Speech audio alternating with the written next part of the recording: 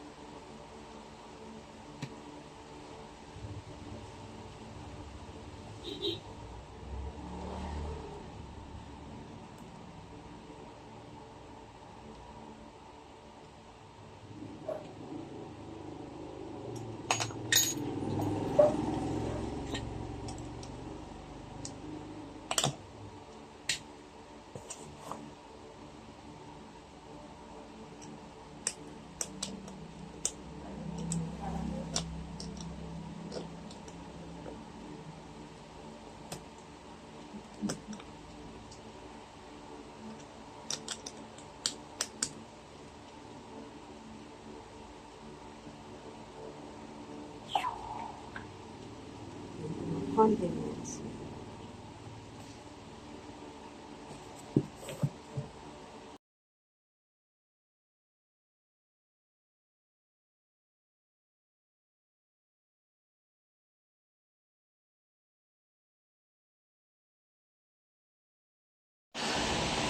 Ayan na. Yan, nilagyan ko niyan. Yan. Yan na. Finish na. Wala pa yung ano, hindi pa dumadating yung para dito. Kape, asukal, saka gatas. Yan na siya. Pwede na mag-ano dyan. Diyan ko lang nito. Yan.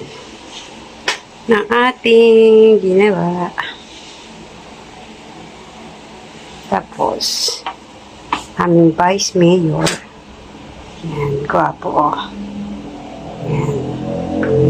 Oink.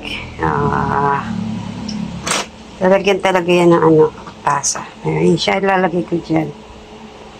Display lang.